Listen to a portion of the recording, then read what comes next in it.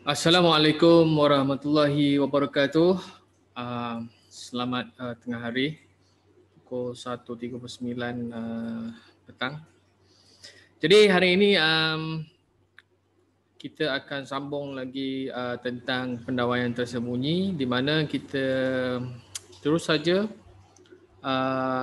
melihat apa yang akan kita belajar sebentar nanti. Okey, sebelum tu ini kita ada whiteboard. Sekejap. Okey, sekarang ini apa yang saya nak ceritakan ialah pertama tentang pendawaian tersembunyi. Okey, pendawaian tersembunyi. Okey, tersembunyi.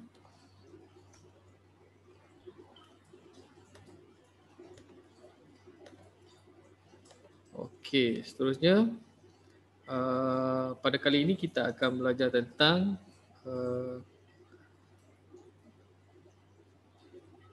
alatan tangan.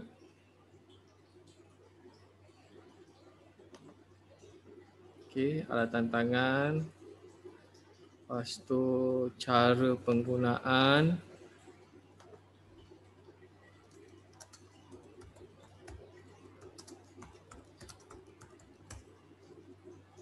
Okey. Dua benda ni kita akan belajar. Yang pertama alatan tangan dan yang kedua cara penggunaan alatan tangan. Okey, baik.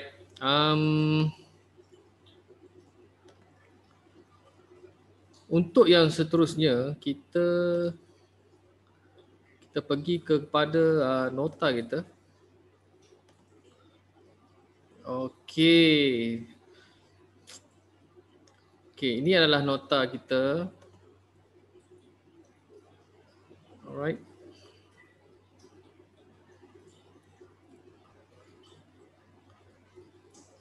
Sebentar ya, saya cuba adjust. Okey, ini nota kita. Kita lepas. Okey. Okey. Sudah dikendalikan. Okey. Pada hari yang lepas saya telah menerangkan daripada awal apa itu pendawaian tersembunyi. Dia punya gambaran, lakaran bagaimana kerja-kerja melakukan pendawaian tersembunyi. Okey, baik. Untuk kali ini kita pergi ke poin 121, amalan semasa mendawai pendawaian tersembunyi. Okey. Amalan-amalan ini adalah amalan yang berkaitan dengan keselamatan, berkaitan dengan cara kerja. Bagaimana kita membuat kerja itu dengan lebih kemas. Okey. Yang pertama ialah semua kabel pemasangan dicengkam dengan timah bagi pendawaian yang guna penebat lah, terus tanam dalam dinding. Kena ikat kabel tu dalam dinding supaya dia tegang dan sambungan kabelnya boleh dilakukan di tamatan alat tambah. Yang kedua, laluan pemasangan kabel mestilah dirancang terlebih dahulu bagi mengelakkan litar bertindih. Maknanya kita rancang sebagaimana yang saya cakap pada hari yang lepas, kita hendaklah membuat lakaran laluan kabel tu di bahagian mana dan kita lukis dekat pada dinding yang kita hendak membuat pemasangan. Yang ketiga adalah punca bagi kabel hidup, neutral dan Swiss mestilah ditandakan terlebih dahulu sebelum kerja-kerja pemasangan kabel dijalankan. Maksudnya di sini ialah pemasangan wire yang yang kita nak pasang tu, kalau ada kabel yang berwarna-warna, senang untuk kita mengenal pastilah wire mana. Tapi kalau kabel yang warnanya hampir sama ataupun sama, kita perlu tanda, at least tanda dengan tape ataupun penanda lah, sebarang apa penanda, menentukan bahawa itu adalah kabel live, itu adalah kabel neutral, itulah kabel earth. Okey. Untuk mengelakkan kita keliru semasa dah siap nanti. Bila keliru susahlah kita nak cari punca balik. Kalau benda pasang tu jauh, jadi kita kena tap di depan, nak tap di belakang.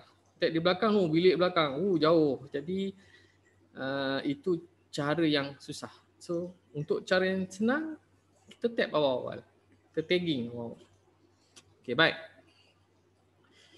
Yang keempat, semua pemasangan kabel atau alat tambah mestilah mengikut peraturan IEE atau Suruhanjaya Tenaga Malaysia yang telah ditetapkan. Okey, kalau di Malaysia kita ada Suruhanjaya Tenaga, kita ada peraturan-peraturan elektrik yang perlu kita ikuti dan mengikut SOP yang telah ditetapkan. Ini adalah benda yang perlu dititik beratkanlah supaya kerja-kerja pemasangan kita menepati standard. Okey, menepati standard. Okey, 1.3. Okey, peralatan 1.3. Peralatan dan bahan diperlukan membuat pendawaian tersembunyi. Alright. Kalau kita nak melakukan kerja pendawaian, kita kena wajib ada peralatan asas. Okey. Untuk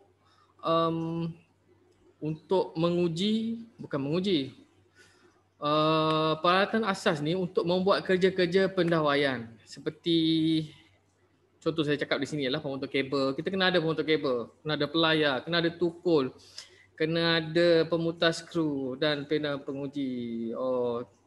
Siapa yang masuk tadi? Terima kasih masuk. Okey. Terima kasih Adibah baru saja join saya pada petang ini. Tahniah. Tak apa, duduk saja, dengar saja saya bercakap. Okey, peralatan dan bahan yang asas. Kita kena ada pemotong kabel, kita kena ada pelayar, kena ada tukul, pemutar skru, test pen. Okey, saya akan highlightkan sedikit kat sini. Ini adalah benda yang paling basic. Kalau kita nak buat pendawaian, kita at least kena ada benda ni. Pemotong kabel, pelayar, tukul, pemutar skru dan pena penguji lah. Ni kalau basic lah yang kena ada. Tapi sebenarnya banyak lagi peralatan tangan yang perlu kita guna. So ada peralatan khusus yang perlu diperlukan bergantung kepada jenis pendawaian yang hendak dilakukan. Okey, peralatan tersembunyi ni, kita kena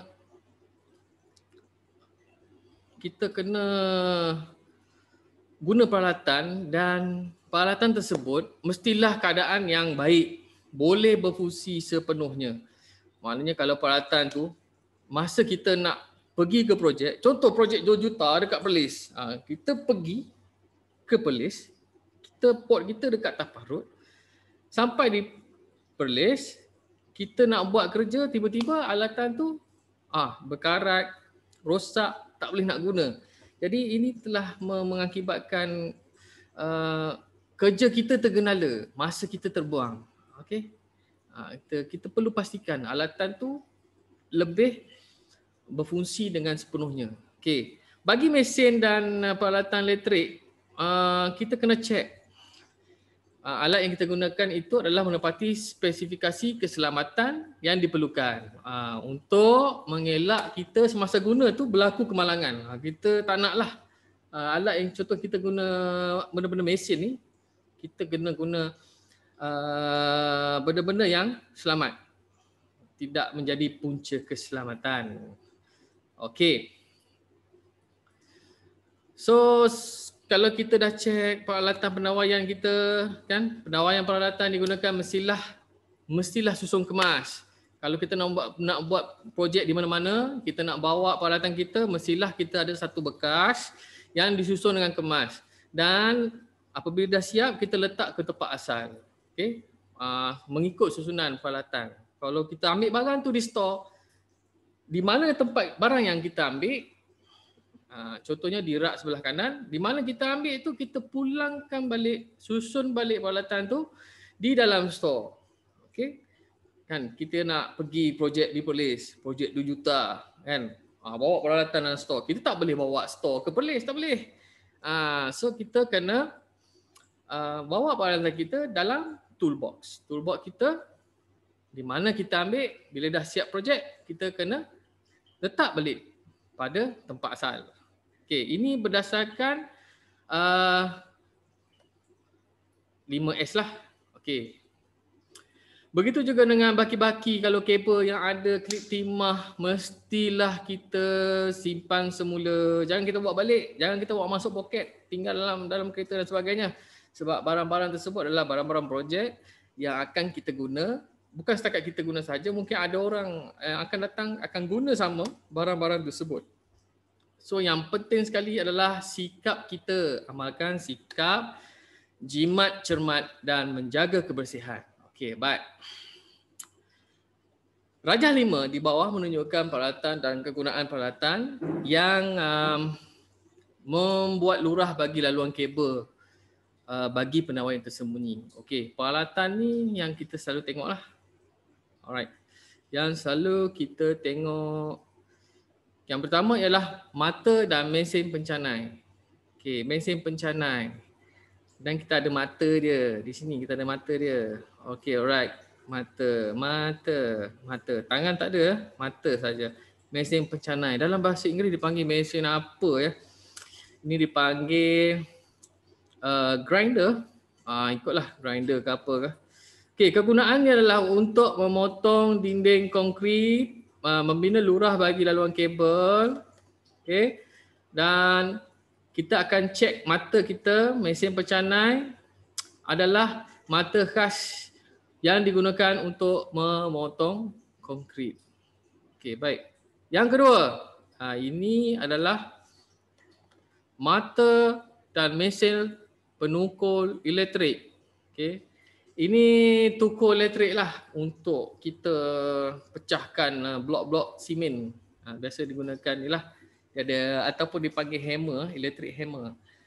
Okey, digunakan bagi memecahkan konkrit mengikut lurah yang dipotong oleh mesin pencanai bagi tujuan laluan kabel. Dan terdapat pelbagai jenis mata pahat yang digunakan mengikut kesesuaian tempat jenis kegunaan. Jadi mata dia bukan satu, mata dia ada 2, 3. Okey, baik. Peralatan dan kegunaan peralatan untuk membuat lurah kabel. Yang ketiga, tadi mesin-mesin elektrik. Sekarang kita masuk alatan tangan. Okey, alatan tangan yang digunakan. Tukul. Tukul hujung rencong dan ada pemegang. Okey. Digunakan untuk mengetuk pahat untuk memotong bata. Ya. Kita ketuk pahat gunakan tukul ni. Dia macam kayu dan ada yang jenis getah. Okey, hujung kepala tukul direncongkan dengan mempunyai berat antara 1.13 kilogram. Okey. 1.13 kilogram.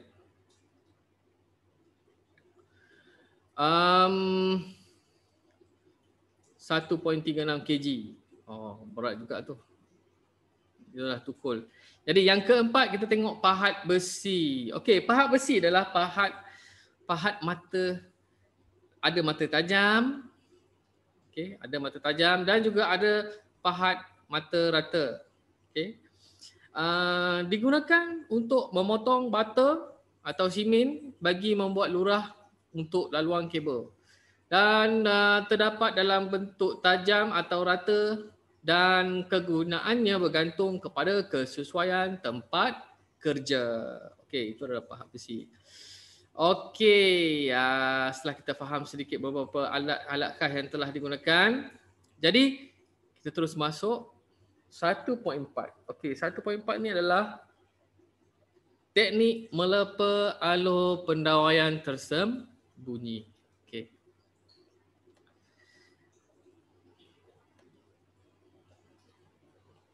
Pendawaian tersembunyi. Okey. Kalau kita nak buat sesuatu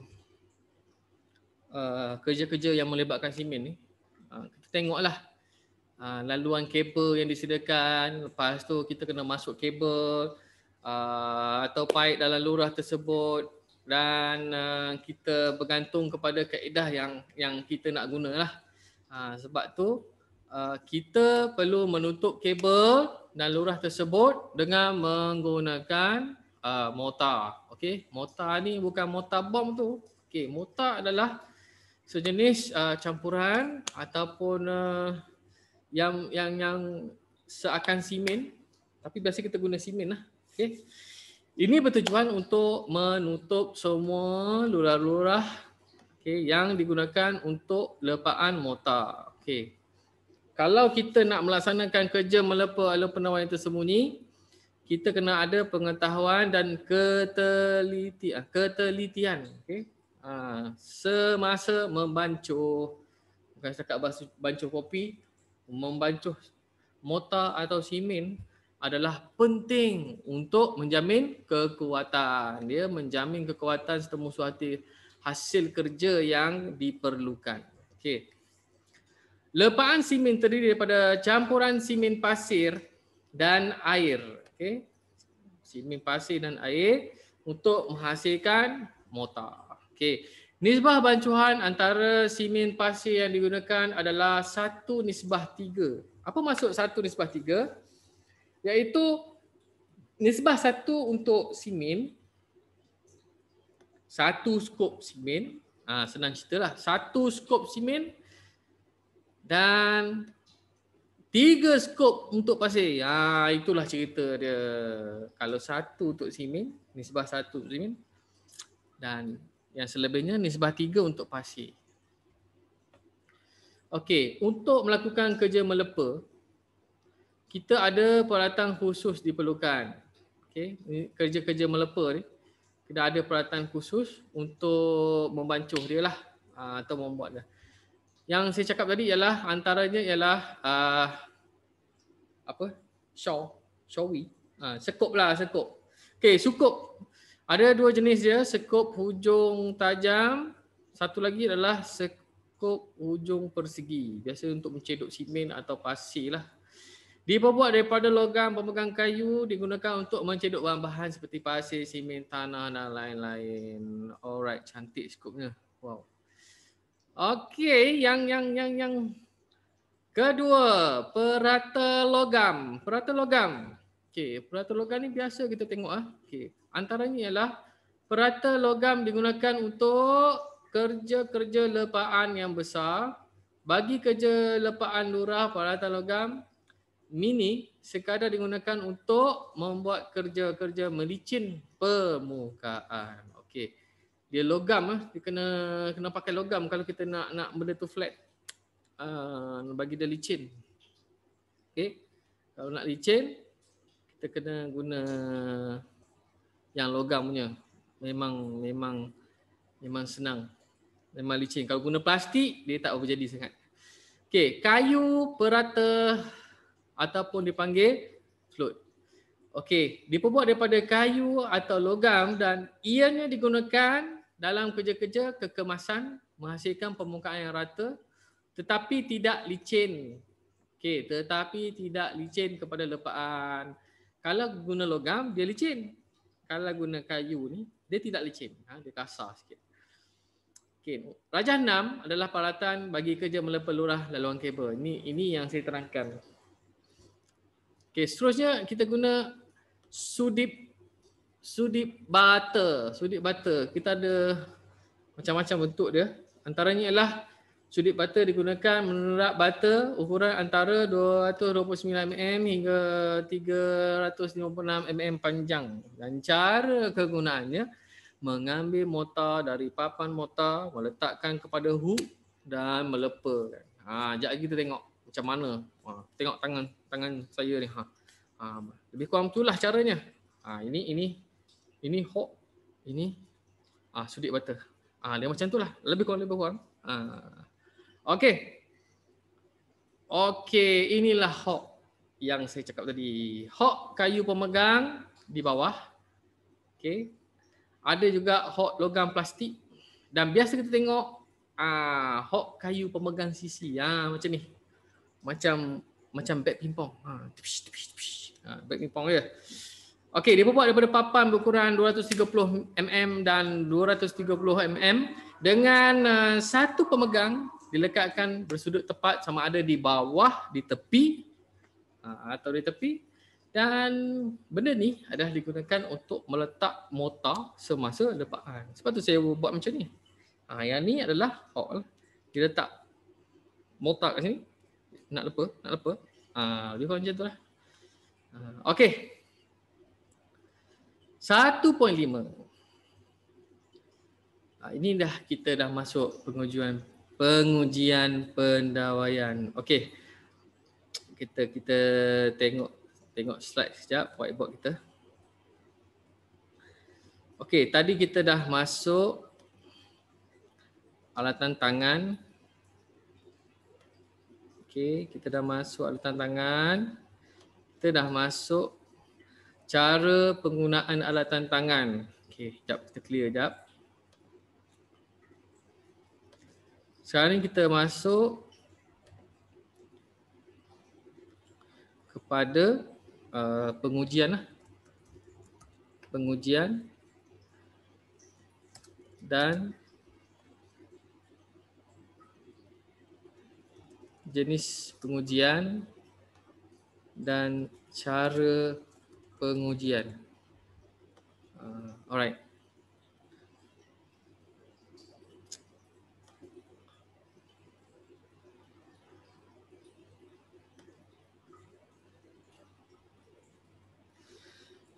Okey, 1.5 menceritakan pengujian pendawaian. Okey, setiap pendawaian yang siap mestilah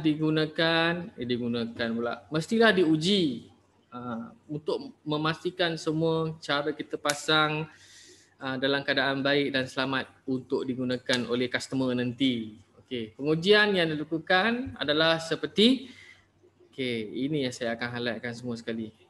Okey, 1, ujian keterusan. 2, ujian rintangan penerbitan. 3, ujian kekutuban. 4, ujian rintangan elektrod bumi. Dan 5, ujian peranti arus baki. Okey, baik. 5 ni kalau boleh kita ingat. Okey, antara jenis-jenis pengujian yang dilakukan selepas pemasangan tu telah siap. Maknanya ada berapa?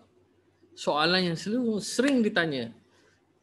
Jenis pendawaian yang telah siap, pengujian pendawaian apa yang perlu dibuat. Okey, ada 5. Inilah 5 ujian.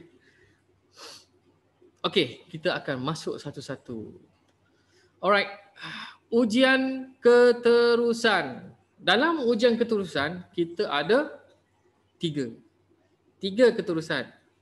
3 keterusan lita akhir yang utama. Okey, ni sebut lita akhir yang utama. Remember di mana lita akhir? Dalam lukisan skematik, saya sudah ajar kamu di mana kita melihat testing di mana pada lita akhir yang utama. Okey, seterusnya 3 ujian keterusan. Ini dia. Ujian keterusan pengalir pelindung yang pertama. Yang kedua, ujian keterusan pengalir lita akhir gelang. Yang ketiga, ujian keterusan pengalir hidup dan neutral. Okey, semasa pengujian ni, kita lakukan pada semua pendawaian yang telah siap. Okey. Ini adalah ujian pendawaian. Kalau nak buat ni mesti pendawaian tu dah siap, baru boleh kita buat. Yang untuk 1, 2, 3 ni, 3 benda ni. Okey, melainkan ujian keterusan pengalih lita gelang. Okey. Dia ada juga. Tadi cikgu cakap 3 kan. Tapi dia kata kat sini melainkan ujian keterusan lita akhir gelang. Maknanya ada 2 je lah. Kalau nak buat. Kalau dah siap ada 2. Melainkan pengalih lita gelang. Dan ujian ini perlu dilakukan pada lita soket alih keluar lita gelang sahaja. Nama pun keterusan pengalih akhir gelang. Maknanya tengok kepada soket alih keluar lita gelang. Alright. Okey, ujian keterusan pengalih lita gelang. Okey. Ujian ini dilakukan untuk nak pastikan pengalih tu mempunyai keterusan, semua keterusan. Maknanya masuk keterusan ni, lita tu bercantum di sepanjang lita gelang. Okey? Tak kiralah point A, point B, point C, point D, mesti bersambung. Okey, alat pengujian yang digunakan ialah, biasa kita guna ialah meter pelbagai. Kita guna julat ohm. Ataupun kalau ada meter yang spesifik adalah meter ohm lah. Okey. Ni. 1.5.3 kaedah pengujian. Okey, sekejap lagi kita tengok rajah 7. Bagaimana ujian keterusan tu mengalih. Okey. Pengalih lita gelang dilakukan. Okey, antaranya yang pertama, langkah yang pertama kaedah pengujian dia. Pertama sekali, kita kena tanggalkan kedua-dua punca pengalih hidup dari PLM. Apa dia PLM? Pemutus lita mini atom. Okey. Pengalih neutral dari terminal neutral dan pengalih bumi dari terminal bumi di kotak fuse agihan. Ini yang pertama sekali. Yang kedua, sambungkan prop penguji seperti rajah. Ini kita akan lihatlah contoh yang diberi antara punca EE. Okay. Yang ketiga, ulang tata cara bagi punca live dan NN. Neutral lah. Okey, jom kita lihat. Okay, nombor 4, nilai bacaan meter bagi keterusan yang baik hendaklah kurang daripada 1 ohm. Okey, asingkan kedua-dua punca kabel dari pemutus lita mini atom atau fuse. Kita kena putuskan, kita kena cabut dulu dan baru kita boleh buat. Okey, yang pertama sekali tengok. Ambil bacaan kedua-dua punca pengalih bumi dan catatkan bacaan rintangannya. Okey. Cara dia ialah kita tap neutral di atas ni. Okey. Ni. Kita tapping pada lita earth kat sini. Lepas tu kita tapping lita earth kat sini. Okey, ceritanya adalah yang pertama, yang kedua, yang ketiga. Okey. Dan kita tengok berapa julat ohm dia. Berapa julat ohm dia yang saya cakap tadi? Mestilah kurang daripada 1 ohm. Kalau lebih daripada 1 ohm, maknanya kita kena adjust balik. Mungkin wire ada longgar dan sebagainya. Itu sahaja kaedah dia. Ini adalah kaedah pengujian keterusan pengalih lita gelang. Alright. Bagi lita-lita lain macam mana? Sama sahaja. Sama sahaja. E dengan E, tapping. Kalau nak guna neutral, neutral dengan neutral, hujung ke hujung. Live dengan live, hujung ke hujung juga. Kita periksa setiap kabel tu, pastikan julat dia tidak melebihi 1 ohm. Kalau lebih, adalah kena baiki sikit antara soket alih keluar ni. Itu cerita dia. Okey, baik. saya akan mengajukan soalan. Okey, soalan saya di sini ialah nyatakan jenis pendawaian tersembunyi berdasarkan gambar di bawah. Okey. Cikgu tunjuk soalan-soalan ni. Nyatakan jenis pendawaian tersembunyi berdasarkan gambar di bawah. Nanti boleh komen, boleh bagi jawapan tu secara online dengan saya ataupun melalui WhatsApp, ataupun boleh juga selepas ini tengok review balik. Saya upload video ni dalam YouTube, boleh komen di bawah. Alright, jangan lupa subscribe nanti antara channel saya dalam PDPC online. Okay, PVMA. Okay, jenis pendawaian tersembunyi berdasarkan gambar rajah di bawah. Okay, ada 2 gambar rajah tu. Okay, saya nak jawapan daripada pelajar-pelajar sekalian. Macam mana? Okay, seterusnya. Nyatakan kegunaan peralatan berikut dalam kerja-kerja pendawaian tersembunyi. Okay, nombor 2, saya ulang lagi soalan. Nyatakan kegunaan peralatan berikut dalam kerja-kerja pendawaian tersembunyi. Yang pertama A, mesin pencanai. Apakah kegunaan dia? B, pahat besi. Dan C, perata logam. Okey, boleh share jawapan dengan saya nanti dalam grup. Share jawapan untuk 2 soalan yang saya ajukan pada petang ini. Okey.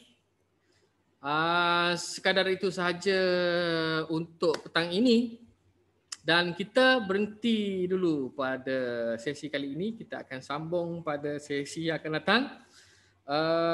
Sekian daripada saya. Sebelum itu, jagalah SOP, sentiasa memakai pelitup muka, sentiasa membasuh tangan dan stay home, stay safe, dan diharapkan COVID-19 kita atasi secepat mungkin. Sekian dulu daripada saya. Wabillahi taufiq wal hidayah. Assalamualaikum warahmatullahi wabarakatuh.